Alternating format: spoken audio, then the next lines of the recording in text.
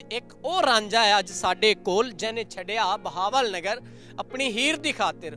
ਇੱਥੇ ਆ ਕੇ 10 ਦਿਨ ਹੋ ਗਏ ਨੇ ਦਰ ਬਦਰ ਧੱਕੇ ਖਾ ਰਿਹਾ ਹੈ, ਲੇਕਿਨ ਹੀਰ ਨਹੀਂ ਮਿਲੀ। ਹੀਰ ਸੋਸ਼ਲ ਮੀਡੀਆ ਤੇ ਆਈ, ਉਹਨੇ ਇੰਟਰਵਿਊ ਦਿੱਤਾ ਕਿ ਮੇਰੇ ਕੋਲ ਬੜਾ ਮਾਲੋ ਦੌਲਤ ਹੈ। ਆਪ ਤੁਸੀਂ ਸਾਨੂੰ ਇਹ ਦੱਸੋ, ਆਪਣੇ ਸ਼ਹਿਰੋਂ ਚੱਲ ਕੇ ਆਪਣਾ ਬਹਾਵਲ ਨਗਰ ਤੁਸੀਂ ਉਸ ਹੀਰ ਦੀ ਖਾਤਰ ਛੱਡਤਾ ਜਿਹਨੂੰ ਤੁਸੀਂ ਜਾਣਦੇ ਨਹੀਂ ਹੋ, ਇੱਥੇ ਆ ਕੇ ਦਰ ਬਦਰ ਧੱਕੇ ਖਾ ਰਹੇ ਹੋ। अस्सलाम वालेकुम नाजरीन, तुसी वेखदे पे हो आइज़ ऑफ पाकिस्तान ते मैं हाँ तुहाडा अपना मेज़बान नवाब अहमद। एक और रांझा सी जैने तख्त हज़ारा छड़िया सी हीर दी खातिर, ते एक और रांझा है अज साडे कोल जैने छड़िया बहावल नगर अपनी हीर दी खातिर। ये ਉਹ ਹੀਰ ਆ ਜਿਹਨੂੰ ਇਹਨੇ ਸਿਰਫ ਸੋਸ਼ਲ ਮੀਡੀਆ ਤੇ ਦੇਖਿਆ ਤੇ ਇਹਦਾ ਦਿਲ ਕੀਤਾ ਕਿ ਇਹਦੇ ਨਾਲ ਮੈਂ ਉਹ ਪਿਆਰ ਕਰਾਂ ਜਿਹੜਾ ਹੀਰ ਨੇ ਰਾਂਝੇ ਨਾਲ ਕੀਤਾ ਸੀ। ਉਹਦੀ ਖਾतिर ਬਹਾਵਲ ਨਗਰੋਂ ਚੱਲਿਆ ਤੇ ਲਾਹੌਰ ਪਹੁੰਚਿਆ। ਇੱਥੇ ਆ ਕੇ 10 ਦਿਨ ਹੋ ਗਏ ਨੇ ਦਰ ਬਦਰ ਧੱਕੇ ਖਾ ਰਿਹਾ ਹੈ, ਲੇਕਿਨ ਹੀਰ ਨਹੀਂ ਮਿਲੀ। ਹੀਰ ਸੋਸ਼ਲ ਮੀਡੀਆ ਤੇ ਆਈ, ਉਹਨੇ ਇੰਟਰਵਿਊ ਦਿੱਤਾ ਕਿ ਮੇਰੇ ਕੋਲ ਬੜਾ ਮਾਲੋ ਦੌਲਤ ਹੈ, ਮੈਨੂੰ ਇੱਕ ਐਸਾ ਸ਼ਖਸ ਚਾਹੀਦਾ ਜਿਹੜਾ ਮੇਰੇ ਨਾਲ ਬੇਪਨਾਹ ਮੁਹੱਬਤ ਕਰੇ। ਇਹ ਉਹ ਉਮੀਦਵਾਰ ਹੈ ਜਿਹਨੇ ਸੋਚਿਆ ਕਿ ਦੁਨੀਆ ਵਿੱਚ ਕੋਈ ਹੋਰ ਸ਼ਖਸ ਐਸਾ ਨਹੀਂ ਹੈ ਜਿਹੜਾ ਉਹਨੂੰ ਮੁਹੱਬਤ ਦੇ ਸਕੇ, ਉਹ ਉਹਦੇ ਮਿਆਰ ਦੇ ਮੁਤਾਬਿਕ ਪੂਰਾ ਉਤਰ ਸਕੇ, ਉਹ ਪਿਆਰ ਦੇ ਸਕੇ ਜਿਹੜਾ ਉਹ ਚਾਹੁੰਦੀ ਆ। ਲੇਕਿਨ आशिक साढ़े कोल मौजूद है, इनके को पूछांगे कि आखिर इतनी मुहब्बत तेनू क्यों हुई ते इत्थे दर बदर धक्के खान ते मजबूर क्यों होया। अस्सलाम वालेकुम। वालेकुम सलाम। आशिक साहब तुसी सानू ये दसो, अपने शहरों चल के अपना बहावल नगर तुसी उस हीर दी खातिर छड्डता जिन्नू तुसी जानदे नहीं हो, इत्थे आके दर बदर धक्के खा रहे हो, ऐसी केड़ी वजह जेड़ी तुहानू धक्के खवा रही है? बस बई उनकी बस तस्वीर वेखी सी सोशल मीडिया ते बस वेखदा ही रह गया ते लेकिन मेरे को रह नहीं गया। बस उनकी याद विच दिन रात ना राती नींद आए ना दिने, बस इंज ही है। अब्बे ने पूछना तेनू की होया, कुछ भी नहीं। बस ਜਿਹੜਾ ਤੂੰ ਮੈਨੂੰ ਆਫ ਕੈਮਰਾ ਦੱਸਿਆ ਕਿ ਖੁਰਲੀ ਤੇ ਬਹਿ ਕੇ ਪੱਠੇ ਪਾਉਂਦਾ ਸੀ ਮੱਝਾਂ ਨੂੰ ਤੇ ਮੱਝਾਂ ਤੇਰੀ ਚੁਮੀਆਂ ਲੈਂਦੀਆਂ ਸੀ, ਉਹ ਕੀ ਸੀਨ ਆ?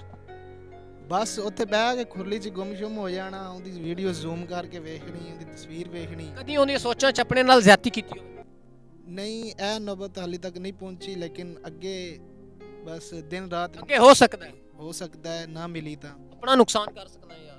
नुकसान बस यही है कि बंदा नशे ते लग जाता है या ਨਹੀਂ, ਨਸ਼ੇ ਤੋਂ ਇਲਾਵਾ ਵੀ ਹੋਰ ਬੜਾ ਕੁਝ। ਉਹਦਾ है, लेकिन मैं ये चाहना कि वो मैनू मिले, मेरा रब ਫਰਜ਼ ਕਰ ਲਾ ਤੈਨੂੰ ਮਿਲ ਜਾਂਦੀ, ਕੀ ਕਰੇਗਾ? ਉਹਦੇ ਨਾਲ ਆਪਣੀ ਮੁਹੱਬਤ ਦਾ ਇਜ਼ਹਾਰ ਕਰਾਂਗਾ। ਕਿਸ ਤਰ੍ਹਾਂ ਕਰੇ? ਉਹਨੂੰ ਕਹਾਂਗਾ ਮੈਂ ਤੇਰੇ ਨਾਲ ਮੁਹੱਬਤ ਕਰਨਾ, ਇੰਜ ਤੇਰੇ ਨਾਲ ਮੁਹੱਬਤ ਹੋਈ ਹੈ, ਅੱਛਾ, ਮੈਂ ਤੇਰੇ ਨਾਲ ਸੱਚੀ ਮੁਹੱਬਤ ਕਰਨਾ, ਠੀਕ ਹੈ, ਲਿਹਾਜ਼ਾ ਮੈਂ ਤੇਰੇ ਤੋਂ ਬਗੈਰ ਨਹੀਂ ਰਹਿ ਸਕਦਾ। ਨਹੀਂ, ਇੱਕ ਤੇ ਉਹ ਰਾਂਝਾ ਸੀ ਨਾ ਜਿਹਨੇ ਹੀ ਰਾਂਝਾ ਸੀ ਜਿਨ੍ਹਾਂ ਦੀ ਮੁਹੱਬਤ ਸਾਡੇ ਮੁਆਸ਼ਰੇ 'ਚ ਬੜਾ ਮੁਕਾਮ ਦਿੱਤਾ ਜਾਂਦਾ ਉਹਨਾਂ ਨੂੰ, ਤੇ ਅੱਜ ਕੱਲ ਦਾ ਜਿਹੜਾ ਹੀਰ ਰਾਂਝਾ ਹੈ ਉਹ ਤਾਂ ਸਿਰਫ ਜਿਸਮ ਦੀ ਹੱਦ ਤੱਕ ਮੁਹੱਬਤ ਹੈ, ਹੋਰ ਕੋਈ ਮੁਹੱਬਤ ਨਹੀਂ ਹੈ। ਉਹ ਕਹਿੰਦਾ ਬਸ ਮੈਨੂੰ ਜਿਸਮ ਮਿਲ ਜਾਵੇ ਤੇ ਦੁਨੀਆ ਦਾ ਸਭ ਕੁਝ ਮਿਲ ਗਿਆ। ਜਦੋਂ ਤੱਕ ਔਰਤ ਜਿਸਮ ਨਹੀਂ ਦਿੰਦੀ ਉਦੋਂ ਤਾਂ ਰਾਂਝਾ ਮੰਨਦਾ ਹੀ ਨਹੀਂ ਹੈ ਕਿ ਇਹਨੂੰ ਮੇਰੇ ਨਾਲ ਪਿਆਰ ਹੈ।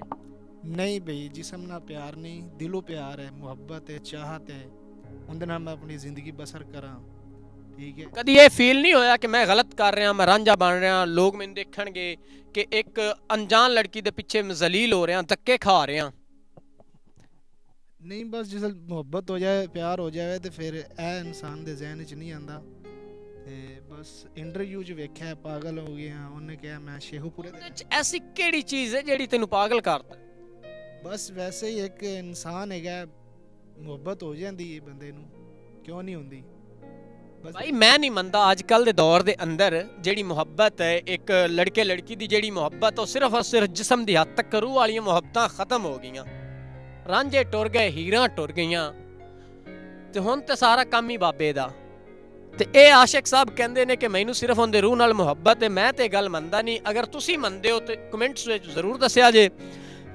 ਅੱਛਾ ਭਾਈ ਮੈਨੂੰ ਇਹ ਦੱਸ, ਫਰਜ਼ ਕਰ ਲੈ ਤੈਨੂੰ ਮਿਲ ਜਾਂਦੀ ਹੈ, ਫਰਜ਼ ਕਰ ਮੈਂ ਤੇਰੀ ਮਹਿਬੂਬਾ, ਕਿਵੇਂ ਇਜ਼ਹਾਰ ਕਰੇਂਗਾ ਦੱਸ ਮੈਨੂੰ? ਤਸੱਵਰ ਕਰ ਲੈ, ਮੱਝਾਂ ਨੂੰ ਚੁਮੀਆਂ ਦਿੰਦਾ ਸੀ ਨਾ, ਇਹ ਫਰਜ਼ ਕਰ ਮੇਰੀ ਮਹਿਬੂਬਾ ਤੇਰੇ ਸਾਹਮਣੇ ਬੈਠੀ ਆ, ਮੈਂ ਸਾਹਮਣੇ ਬੈਠਾ, ਦੱਸ ਕਿਵੇਂ ਇਜ਼ਹਾਰ ਕਰੇਂਗਾ?